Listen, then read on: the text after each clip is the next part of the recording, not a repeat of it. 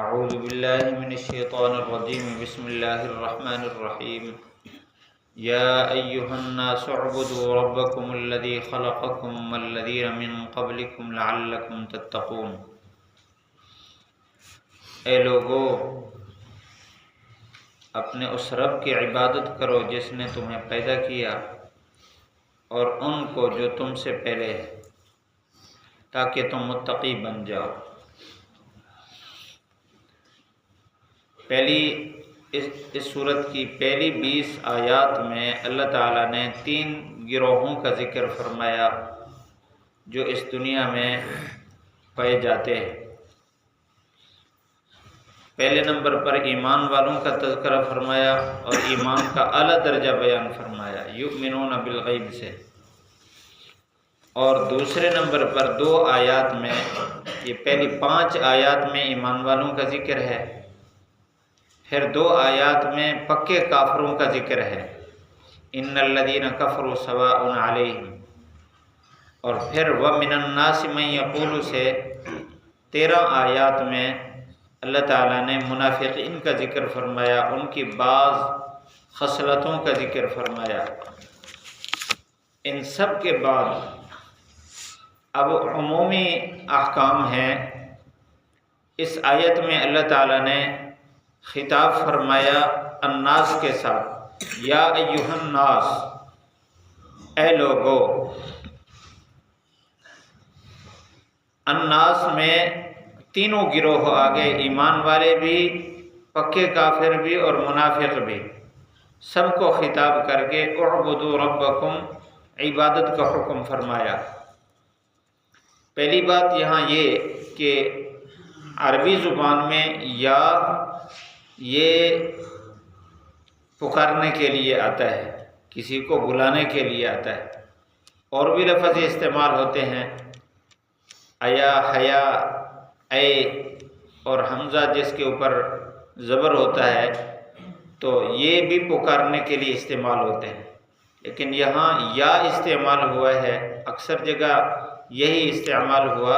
اس میں ایک نقطہ ہے، یا جو ہوتا ہے یہ کسی دور کھڑے ہوئے آدمی کو بلایا جاتا ہے۔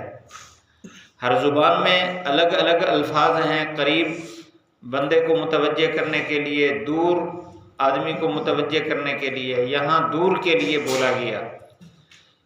صاحب روح المعانی علامہ آلوسی رحمۃ اللہ علیہ فرماتے ہیں کہ اللہ تعالیٰ نے یہاں یا کا لفظ اس لیے استعمال فرمایا، ایک تو جو اہم کام ہوتا ہے تو اس کام پر دور والے آدمی کو بلایا جاتا ہے، جو غیر اہم کام ہو تو قریب والے کو بلا کر اس سے پورا کرایا جاتا ہے۔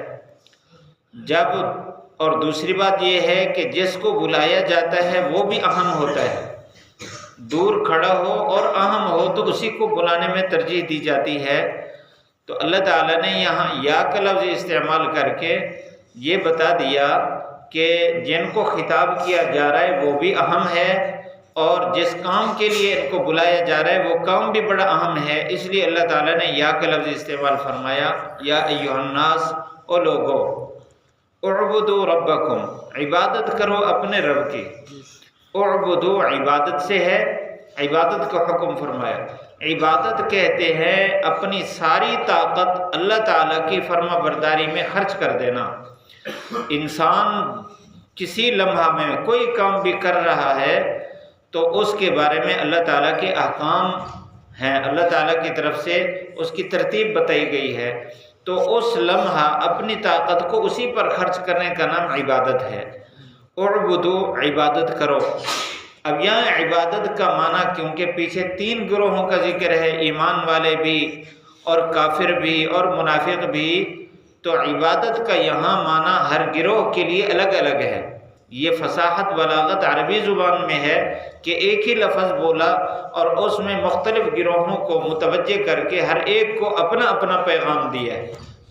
اعبدو، عبادت کرو۔ اب کافر کی عبادت، کافر کو خطاب جو کیا جا رہا ہے اس کا مطلب یہ ہوگا کہ مخلوق کی پرستش سے، مخلوق کے سامنے جھکنے سے بچ جاؤ اور اللہ کے سامنے جھکو۔ عبادت کا یہ مطلب ہے، اس کی بنیاد اس کی اصل ایمان ہے۔ تو گویا یہاں ان کو ایمان کی دعوت دی جا رہی ہے کہ تم ایمان لے آؤ، اور منافقین کو جو خطاب ہے اعبدو، اس کا معنی اور ہے، اس کا معنی یہ ہے کہ تم نے جو ظاہری طور پر ایمان کے دعوے کر رکھے اندر وہی کفر ہے، شرک اور یہودیت ہے، تو تم اخلاص کے ساتھ ایمان لے آؤ۔ ان کو اس انداز میں یہاں خطاب ہے۔ اور ایمان والوں کو خطاب، وہ ایمان والوں کو پھر دو گروہ، ایک ہے پختہ ایمان والے اور ایک ہے ایمان تو لے آئے لیکن اس میں کچے ہیں، گناہوں میں بھی ملوث ہو جاتے ہیں۔ تو جو کمزور ایمان والے ہیں ان کو اعبدوا ربکم میں خطاب یہ ہے۔ عبادت کا مطلب یہاں یہ امر کا صیغہ ہے جس کے اندر استقبال ہوتا ہے اور استمرار ہوتا ہے۔ مطلب یہ ہے کہ تم ہر لمحہ اللہ کی فرما برداری میں رہو، کسی لمحہ اللہ کی فرما برداری سے ہٹو نہیں، اس پر استقامت اختیار کرو۔ عبادت کا ان کو اس انداز میں خطاب کیا گیا۔ اور جو پکے ایمان والے ہیں، متقی ہیں، ان کو یہ کہا گیا اعبدوا ربکم، عبادت کا اعلیٰ درجہ، ان تعبد اللہ کانک تراہ، کہ تو عبادت گر گویا کہ تو رب کو دیکھ رہا ہے۔ تو ان کے لیے خطاب اس انداز میں ہے کہ تم تقوی کے اعلیٰ درجے پر ہو، اس سے بھی بلند درجے کی تلاش میں رہو۔ اعبدوا ربکم، آگے رب کا لفظ بولا۔ اللہ تعالیٰ کے صفاتی نام بہت سارے ہیں، ذاتی نام تو لفظ اللہ ہے، اور صفاتی نام بہت سارے ہیں۔ ایک روایت میں 99 نام ہیں، مختلف اور روایات بھی ہیں جس میں مختلف نام بیان کیے گئے۔ تو یہاں رب کا لفظ بولا ہے، وہ اصل میں اس لیے کہ ربوبیت کا مطلب یہ ہوتا ہے جو عدم سے وجود میں لایا، نہیں تھے، اس نے ایک گندے قطرے سے خوبصورت پاکیزہ انسان بنا دیا، اور پھر اس کو تدریجاً ترقی دی، اور اس کے ظاہر اور باطن کی ترقی کے لیے سارے انتظامات کر دیے۔ ظاہری جسم کو نفع پہنچانے کے لیے اللہ تعالیٰ نے زمین آسمان کا سارا نظام بنایا، اور اس کے اندر جو روحانیت ہے اس کو تربیت دینے کے لیے اللہ تعالیٰ نے وحی کا انتظام فرمایا۔ تو وہ رب جس نے ابتدا سے لے کر ہمیشہ ہر لمحہ انسان پر احسانات کی بارش کی ہوئی ہے، تو یہ انسانی فطرت کا تقاضا ہے۔ فطرت میں اللہ تعالیٰ نے یہ بات رکھی ہے، جو محسن ہوتا ہے اس کے سامنے بندہ جھک جاتا ہے۔ تو سب سے بڑی محسن تو اللہ کی ذات ہے۔ اللہ تعالیٰ نے رب کا لفظ بول کر یہ بتا دیا، کافر ہو یا منافق ہو یا ایمان والا ہے، ہر لمحہ اس کے احسانات تمہارے اوپر ہیں، اور ان احسانات کا تقاضا یہ ہے کہ ہر لمحہ اس کے سامنے جھکے رہو، اس کی نافرمانی نہ کرو، اس کے سامنے اکڑو نہیں، اور اس کے حکم سے بھاگو نہیں۔ کس لمحہ بھاگو گے؟ جس لمحہ تم بھاگ رہے ہو اس لمحہ بھی تو تمہارے اوپر وہ احسان کر رہا ہے۔ تمہاری فطرت کا تقاضا یہ ہے کہ جب انسان پر کوئی احسان کر رہا ہو، کم از کم درجہ یہ ہے کہ اس دوران تو اس کے سامنے جھک رہا ہوتا ہے۔ تو جب اللہ کا ہر وقت احسان تمہارے اوپر ہو رہا ہے اور احسانات کی بارش ہو رہی ہے، تو تقاضا یہ ہے کہ تم ہر لمحہ اللہ کے سامنے جھکے رہو، کسی لمحہ اللہ کی نافرمانی نہ کرو۔ اور آگے پھر اسی کی صفات بیان فرمائے، الذی خلقکم، وہ رب جس نے تمہیں پیدا کیا۔ اب خلقکم کی تفسیر تو دوسری آیات میں ہے، ایک اشارہ کر دیا کہ بندہ دیکھے تو صحیح کہ کچھ نہیں تھا، تذکرہ ہی نہیں تھا۔ هل اتى على الانسان حين من الدهر لم يكن شيئا مذکورا، انسان پر کتنا لمبا عرصہ ایسا گزرا کہ اس کا تذکرہ ہی نہیں تھا، دنیا میں کسی کے سامنے نہیں تھا۔ اس کے آنے کے بعد پھر اس کا اگر اعلیٰ درجے کا کردار ہوگا تو پھر اس کا تذکرہ باقی رہے گا، اور اگر اس کا کردار بالکل صفر ہوا تو مرنے کی دیر ہے، تذکرہ ختم، اور اگر کچھ اچھا ہوا تو کچھ دن اس کا تذکرہ چل جائے گا۔ تو اسی طرح پہلے کچھ نہیں تھا اور وہ تمہیں لایا دنیا کے اندر، تو الذی خلقکم، وہ ذات جس نے تمہیں پیدا کیا، والذین من قبلکم، اور ان لوگوں کو بھی پیدا کیا جو تم سے پہلے تھے۔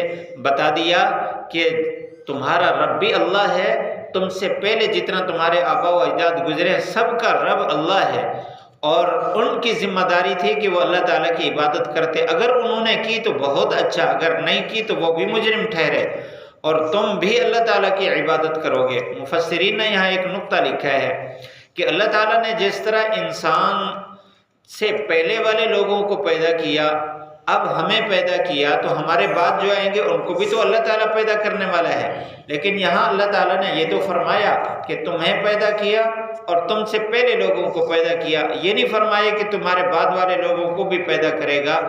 اصل میں اس میں ایک سبق دینا ہے، وہ یہ ہے کہ اللہ تعالیٰ عبادت کا حکم فرما رہے ہیں، اور عبادت کے لیے اللہ تعالیٰ نے جب سے انسان کو بنایا عبادت کا طریقہ بھی بتا دیا۔ حضرت آدم علیہ السلام جب دنیا میں تشریف لائے تو احکام لے کر آئے، اور اسی طرح ہر قوم کے لیے نبی آتے رہے۔ اب آخر میں حضور اکرم صلی اللہ علیہ وسلم تشریف لائے، تو آپ صلی اللہ علیہ وسلم کی نبوت کے بعد کوئی اور وحی، کوئی اور رسول، کوئی اور نبی، کوئی اور عبادت ہے ہی نہیں۔ اب آخر تک حضور صلی اللہ علیہ وسلم کی عبادت چلے گی، تو اس لیے اللہ تعالیٰ نے عبادت کے لفظ کے بعد پہلوں کا تذکرہ فرمایا اور موجودہ لوگوں کا تذکرہ فرمایا کہ اب اس کے بعد عبادت کا کوئی اور طریقہ نہیں ہے کسی اور قوم کے لیے، تمہارے لیے اب قیامت تک یہی طریقہ ہے۔ تو یہاں ختم نبوت کا سبق دیا جا رہا ہے، اس لیے اللہ تعالیٰ نے یہ فرمایا تمہیں پیدا کیا، تم سے پہلے لوگوں کو پیدا کیا۔ اب عبادت کیوں کریں؟ لعلکم تتقون، تاکہ تم متقی ہو جاؤ۔ یہ جو متقی کا لفظ ہے اس میں دنیا آخرت کی کامیابی ہے۔ اللہ تعالیٰ نے قرآن مجید میں ہر پریشانی کو تقوی کے ساتھ جوڑ رکھا ہے۔ فرمایا وَمَن يَتَّقِ اللَّهَ يَجْعَل لَّهُ مَخْرَجًا، اللہ تعالیٰ مشکل میں نکالتا ہے اس کو جو متقی ہو۔ وَيَرْزُقُ مِنْ حَيْثُ لَا يَحْتَسِبُ، ایسی جگہ سے رزق دیتا ہے جہاں انسان کو وہم ہی نہیں ہوتا، یہ بھی متقی کے لیے ہے۔ اور یہ بھی فرمایا وَمَن يَتَّقِ اللَّهَ يُكَفِّرْ عَنْهُ سَيِّئَاتِهِ، اگر تقوی اختیار کریں گے تو گناہ بھی معاف کر دے گا۔ اور من امرہ یسرا، فرمایا اس کے سارے کام اللہ آسان کر دے گا، یہ دنیا میں ہے اور آخرت کے بارے میں ہے۔ ان للمتقین مفازا، قیامت کے دن ساری کامیابیاں متقی کے لیے ہے، کیونکہ دنیا آخرت کی ساری کامیابی تقوی کے ساتھ ہے۔ تو اللہ تعالیٰ نے بتا دیا کافر ہو، منافق ہو، ایمان والا ہو یا ایمان کے اعلیٰ درجے پر ہو، سب کے لیے عبادت ہے۔ عبادت کے نتیجے میں تقوی ملے گا، اور تقوی سے دنیا آخرت کے سارے کام بنیں گے۔ اللہ تعالیٰ ہم سب کو عبادت کا اعلیٰ درجہ نصیب فرمائے۔ پڑھ لیجیے یا ایھا الناس اعبدوا ربکم الذی خلقکم والذین من قبلکم لعلکم تتقون۔ یا ایھا الناس، اے لوگو، اعبدوا، عبادت کرو، ربکم، اپنے پالنے والے کی، الذی، وہ، خلقکم، جس نے تمہیں پیدا کیا، والذین، اور ان لوگوں کو بھی، من قبلکم، جو تم سے پہلے تھے ان کو بھی پیدا کیا، لعلکم، تاکہ تم تتقون، متقی بن جاؤ۔